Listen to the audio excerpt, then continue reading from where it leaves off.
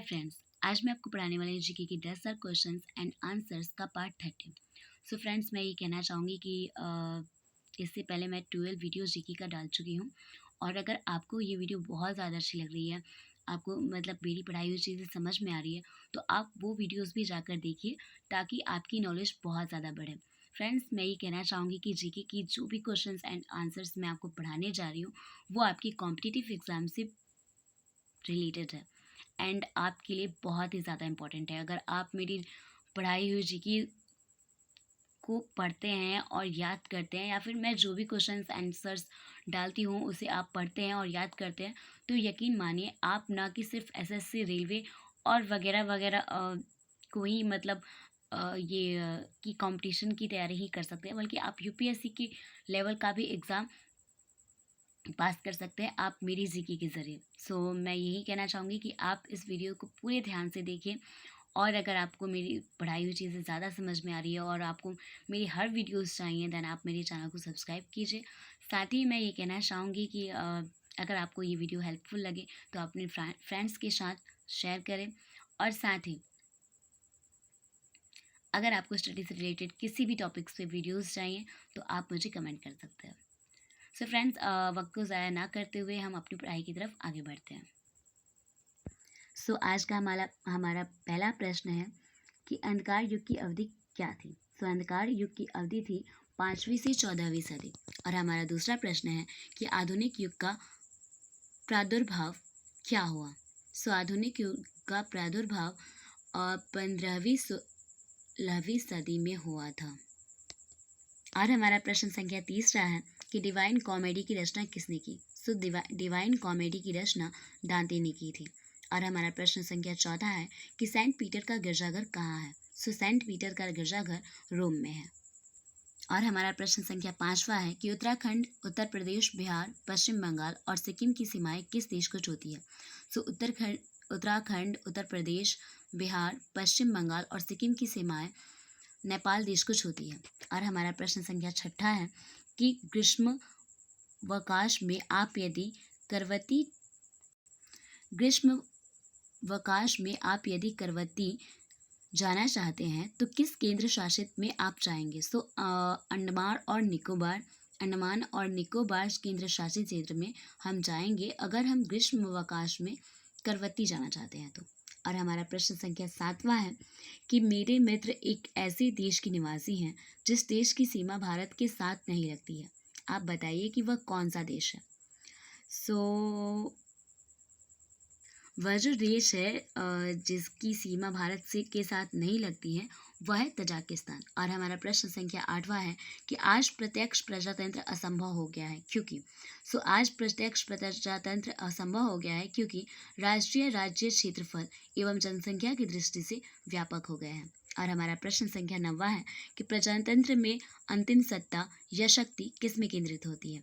प्रजातंत्र में अंतिम सत्ता या शक्ति जनता में केंद्रित होती है। और हमारा प्रश्न संख्या 10वां है कि आधुनिक प्रजातंत्र को किस रूप में जाना जाता है। आधुनिक प्रजातंत्र को प्रातिनिधिक प्रजातंत्र के रूप में जाना जाता है। और हमारा प्रश्न संख्या 11वां है कि प्रत्यक्ष प्रजातंत्र का सामान्यतः किसके साथ संबंध है। प्रत्यक्ष प्रजातंत्र का सामान्यतः यूनान के साथ संबंध है। और हमारा प्रश्न संख्या 12वां है कि कौन उत्पादन का साधन है। श्रम उत्पादन का साधन है। और हमारा प्रश्न संख्या 13वां है कि कौन उत्पाद का साधन नहीं है। उपभोग उत्पाद का साधन नहीं है। फ्रेंड्स, यहाँ इस क्वेश्चन का मतलब ये होता है कि जब हम कोई मशीन इस पर्पज़ से खरीदते हैं कि हम उससे व्यापार करेंगे।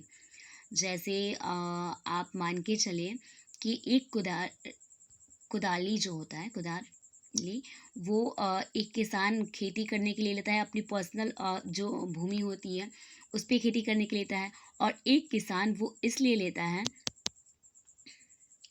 ताकि वो दूसरों की खेतों में काम करके आय अर्जित कर सके। तो जो हमारी पर्सनल यूज़ के लिए जो चीज़ें हम खरीदते हैं वो उत्पाद का साधन नहीं होता है। लेकिन अगर हम इस यूज़ के लिए खरीदते हैं क्योंकि हम उससे आय कमा सकें, उस सिचुएशन में हम उस चीज़ को उत्पादन का साधन बनाते हैं। जो उत्पादन का साधन नहीं है वो होता है उपभोग। और हमारा प्रश्न संख्या 14वां है कि पूंजी कौन है। पूंजी किसान का हल है। और हमारा प्रश्न संख्या 15वां है कि जो व्यक्ति व्यवसाय को में जोखिम का वहन करता है उसे क्या कहते हैं। जो व्यक्ति व्यवसाय में जोखिम का वहन करता है उसे क्या कहते हैं। जो व्यक्ति व्यवसाय में जोखिम का वहन करता है उसे साहसी कहते हैं। और हमारा प्रश्न संख्या 16 है कि पदार्थ बने होते हैं। पदार्थ कणों से बने होते हैं। और हमारा प्रश्न संख्या 17 है कि पदार्थ के कण होते हैं। पदार्थ के कण काफ़ी सूक्ष्म होते हैं।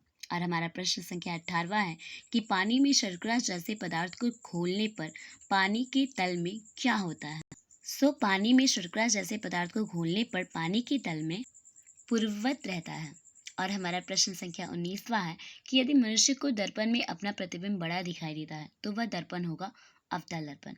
और हमारा प्रश्न संख्या 20वां है कि मोटर चालक पीछे देखने के लिए जिस दर्पण का प्रयोग करता है वह होता है उत्तल दर्पण।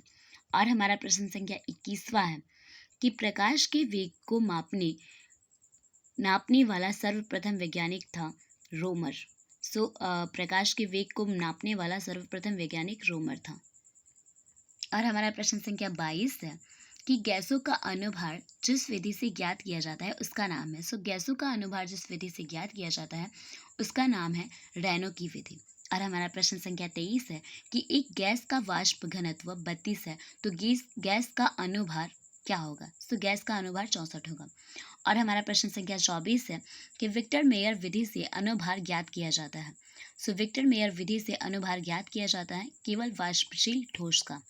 और हमारा प्रश्न संख्या 25 है कि कॉपर सल्फेट पदार्थ का सूत्र तथा उसके जलीय विलयन का रंग क्या होता है। कॉपर सल्फेट का सूत्र CuSO4 होता है तथा उसके जलीय विलयन का रंग नीला होता है। और हमारा प्रश्न संख्या 26 है कि एसिटिक अम्ल नीले लिटमस पत्र का रंग क्या कर देता है। एसिटिक अम्ल नीले लिटमस पत्र का रंग लाल कर देता है। और हमारा प्रश्न संख्या 27 है कि सैन वंश का संस्थापक कौन था। सैन वंश का संस्थापक जो था वो सामंत सैन था।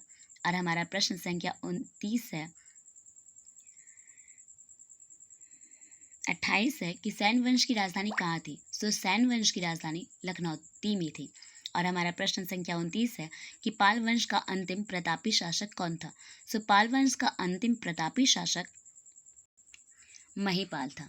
और हमारा प्रश्न संख्या 30 है कि गुजरात आक्रमण के दौरान वहाँ शासन था। गुजरात आक्रमण के दौरान वहाँ शासन था सोलंकी के चालुक्य शासक भीम प्रथम का।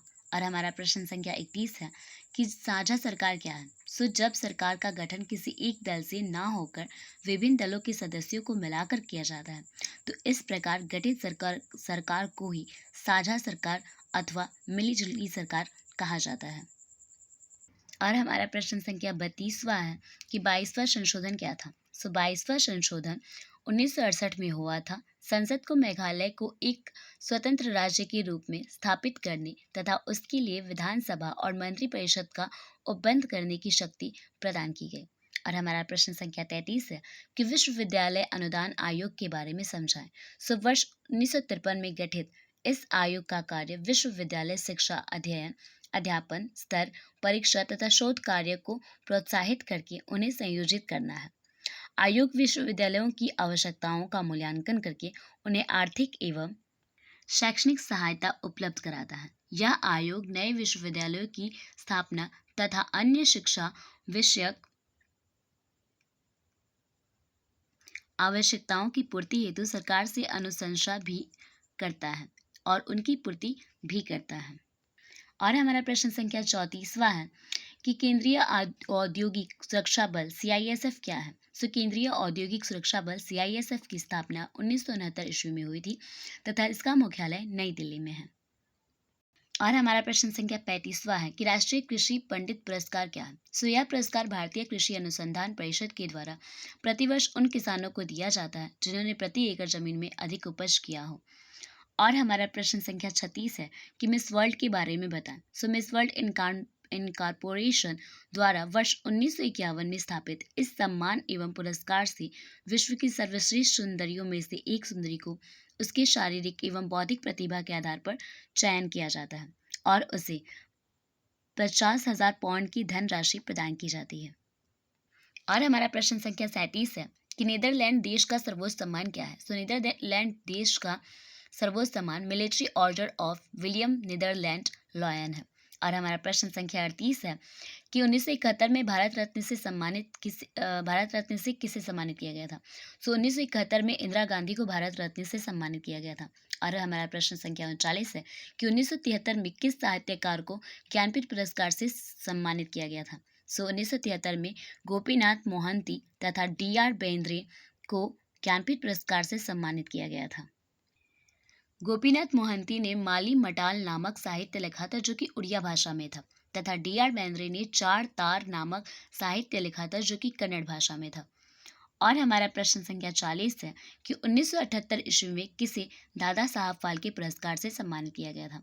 तो 1978 में रायचंद्र बोराल को दादा साहेब फाल्के पुरस्कार से सम्मानित किया गया था, जो कि एक संगीतकार थे। और हमारा प्रश्न संख्या 41 है कि 1965 ईस्वी में मैग्सेसे पुरस्कार प्राप्त करने वाले भारतीय कौन थे? सो 1965 ईस्वी में मैग्सेसे पुरस्कार प्राप्त करने वाले भारतीय जयप्रकाश नारायण थे। 1965 ईस्वी में जयप्रकाश नारायण को मैग्सेसे पुरस्कार से सम्मानित किया गया था जन सेवा के क्षेत्र में। और हमारा प्रश्न संख्या 42 है कि सारंगी वाद्य के प्रमुख वादक कौन थे? सो सारंगी वाद्य के प्रमुख वादक उस्ताद बिंदु खां थे। और हमारा प्रश्न संख्या 43 है कि सर्व शिक्षा अभियान क्या था? सो प्रारंभिक शिक्षा के सार्वभौमिकरण हेतु सन 2003 तक सभी बच्चों का विद्यालय में पंजीकरण का लक्ष्य व जिला प्राथमिक शिक्षा कार्यक्रम का विस्तार सर्व शिक्षा अभियान था। और हमारा प्रश्न संख्या 44वां है कि 5वीं पंचवर्षीय योजना के बारे में बताएं। सो 5वीं पंचवर्षीय योजना की अवधि थी 1 अप्रैल 1974 से 31 मार्च 1978 तक, तथा इसमें 32,426 करोड़ रुपए खर्च हुए और इसका मुख्य उद्देश्य था आत्मनिर्भरता प्राप्त करना। और हमारा प्रश्न संख्या 45 है कि कर अपवंचन क्या है? सो वह प्रक्रिया जिसमें आय को छिपाकर कर अदायगी अवैध रूप से बचा ली जाती है कर अपवंचन कहलाती है। और हमारा प्रश्न संख्या 46वां है कि पीला झंडा का चिन्ह किसका प्रतीक है? सो पीला झंडा का चिन्ह संक्रामक रोगग्रस्त लोगों को ले जाने वाले वाहन पर होता है, अर्थात ये उसी का चिन्ह है। और हमारा प्रश्न संख्या 47वां है कि नेपाल का राष्ट्रीय चिन्ह क्या है? सो नेपाल का राष्ट्रीय चिन्ह खुखड़ी है। और हमारा प्रश्न संख्या 48वां है कि जापान का राष्ट्रीय स्मारक क्या है? सो जापान का राष्ट्रीय स्मारक इम्पीरियल पैलेस है जो कि टोक्यो में है। और हमारा प्रश्न संख्या 49 है कि रोड्स का कोलोसस के बारे में बताएं। सो यह यूनानी संगुर हेलियोज का तांबे का बुत है जो कि 30 मीटर ऊंचा है। इसे मेडिटेरेनियन सागर के पूर्वी भाग में सैयूस द्वीप के पोर्ट ऑफ सिटी में लेंड्स के चार्ल्स ने स्थापित किया था। और हमारा प्रश्न संख्या 50वां है कि जर्मनी की संसद का नाम क्या था? सो जर्मनी की संसद का नाम बुंडेस्टाग था। और हमारा प्रश्न संख्या 51 है कि अंतर्राष्ट्रीय मुद्रा कोष का मुख्यालय कहाँ है? सो अंतर्राष्ट्रीय मुद्रा कोष का मुख्यालय वाशिंगटन में है। और हमारा प्रश्न संख्या 52 है कि बांग्लादेश कब अस्तित्व में आया? सो बांग्लादेश 1971 में अस्तित्व में आया था। और हमारा प्रश्न संख्या 53 है कि कौन सा देश आसियान का सदस्य नहीं है? सो श्रीलंका आसियान का सदस्य नहीं है। और हमारा प्रश्न संख्या 54 है कि कौन सा भारतीय व्यक्ति भारत का प्रथम गवर्नर जनरल था? सो सी राजगोपालचारी भारत के प्रथम गवर्नर जनरल थे। और हमारा प्रश्न संख्या 55 है कि किस देश ने सुरक्षा परिषद में निषेधाधिकार का सर्वाधिक बार प्रयोग किया? सो ये USA देश ने सुरक्षा परिषद में निषेधाधिकार का सर्वाधिक बार प्रयोग किया। और हमारा प्रश्न संख्या 56 है कि योजना आयोग को भंग कर कौन सा आयोग बना? सो योजना आयोग को भंग कर नीति आयोग बना। और हमारा प्रश्न संख्या 57 है कि भारतीय राष्ट्रीय कांग्रेस की स्थापना के संस्थापक कौन थे? सो भारतीय राष्ट्रीय कांग्रेस की स्थापना के संस्थापक A.O. हयूम थे। और हमारा प्रश्न संख्या 58 है कि सविनय अवज्ञा आंदोलन का प्रारंभ किसने किया? सो सविनय अवज्ञा आंदोलन का प्रारंभ गांधी जी ने किया था। और हमारा प्रश्न संख्या 59 है कि कैबिनेट मिशन योजना के अध्यक्ष कौन थे? सो कैबिनेट मिशन योजना के अध्यक्ष पैट्रिक लॉरेंस थे।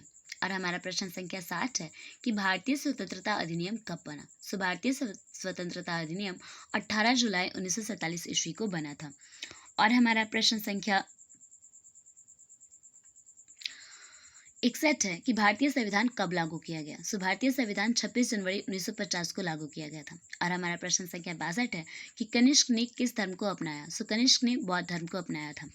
और हमारा प्रश्न संख्या 63 है कि केन्स के अनुसार विनियोग से अभिप्राय है। सो केन्स के अनुसार विनियोग से अभिप्राय यह है कि वित्तीय विनियोग और वास्तविक विनियोग। और हमारा प्रश्न संख्या 64 है कि केन्स का रोजगार सिद्धांत किस पर आधारित है। सो केन्स का रोजगार सिद्धांत प्रभावपूर्ण मांग पर आधारित है। और हमारा प्रश्न संख्या 65 है कि रोजगार, सूद और मुद्रा का सामान्य सिद्धांत के लेखक कौन है। सो रोजगार, सूद और मुद्रा का सामान्य सिद्धांत के लेखक J.M. केन्स है। और हमारा प्रश्न संख्या 66 है कि MPC का मान होता है। सो MPC का मान होता है 0 से अधिक किंतु 1 से कम। और हमारा प्रश्न संख्या 67 है कि अपस्फीतिक अंतराल की दशाएं। सो अपस्फीतिक अंतराल की दशाएं पूर्ति में तेजी से वृद्धि है। और हमारा प्रश्न संख्या 68 है कि अतिरिक्त मांग उत्पन्न होने के कारण है। सो अतिरिक्त मांग उत्पन्न होने के कारण ये हैं सार्वजनिक व्यय में वृद्धि, मुद्रा की पूर्ति में वृद्धि तथा करों में कमी। और हमारा प्रश्न संख्या 69 है कि स्वामी दयानंद सरस्वती किस समाज के संस्थापक थे। सो स्वामी दयानंद सरस्वती आर्य समाज के संस्थापक थे। और हमारा प्रश्न संख्या 70 है कि स्त्रियों को स्वतंत्रता आंदोलन में शामिल होने का आह्वान किसने दिया। सो स्त्रियों को स्वतंत्रता आंदोलन में शामिल होने का आह्वान कस्तूरबा गांधी ने दिया था।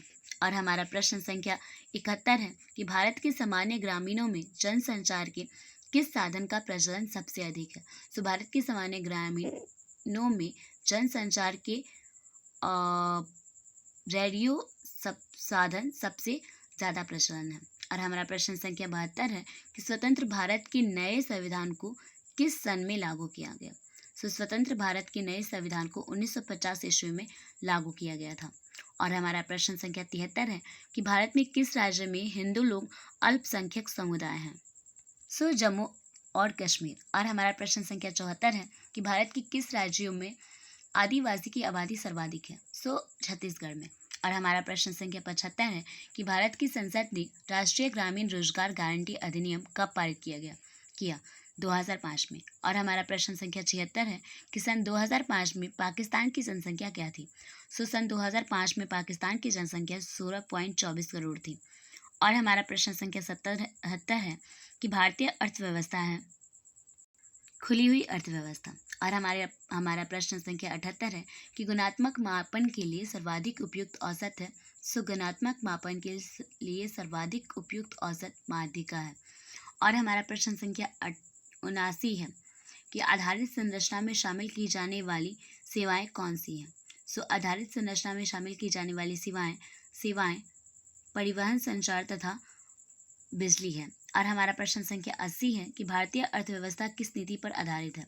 सो भारतीय अर्थव्यवस्था उदारीकरण की नीति पर आधारित है।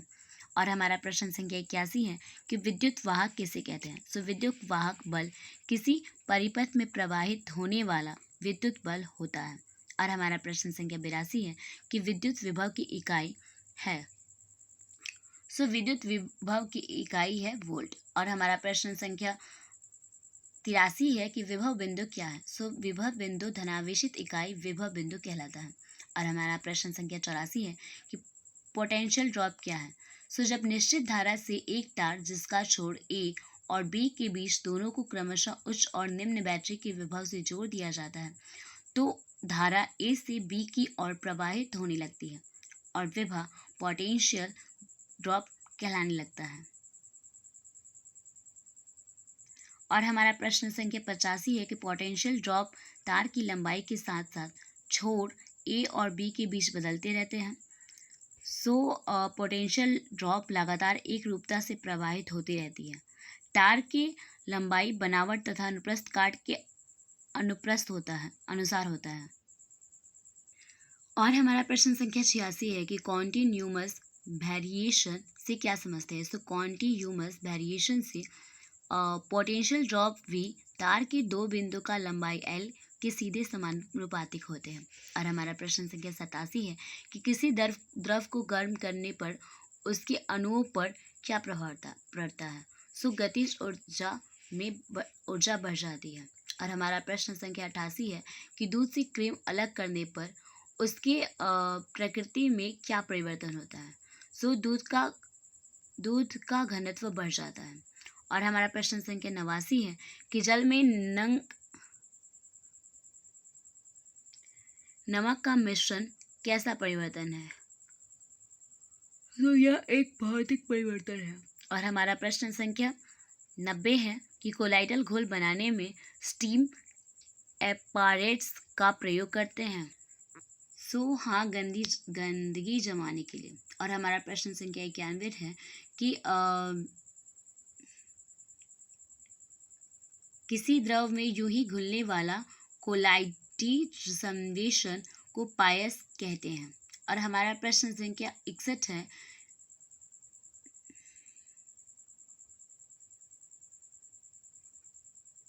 और हमारा प्रश्न संख्या 92 है कि पायस कितने प्रकार के होते हैं। तो पायस 2 प्रकार के होते हैं। पहले तेल से जल और जल में से तेल।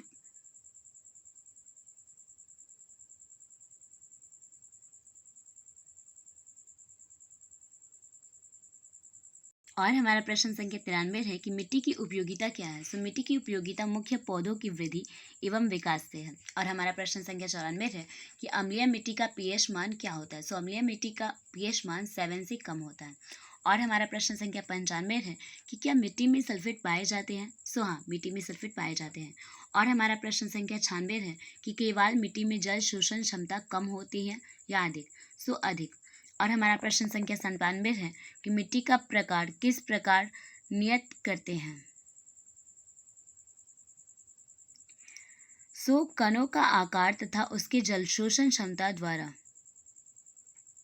और हमारा प्रश्न संख्या 98 है कि मिट्टी कितने प्रकार के होते हैं। सो मिट्टी 3 प्रकार के होते हैं। और हमारा प्रश्न संख्या 99 है कि पृथ्वी द्वारा सूर्य की परिक्रमा करने में कितना समय लगता है। सो पृथ्वी द्वारा सूर्य की परिक्रमा करने में 65 दिन 6 घंटा लगता है।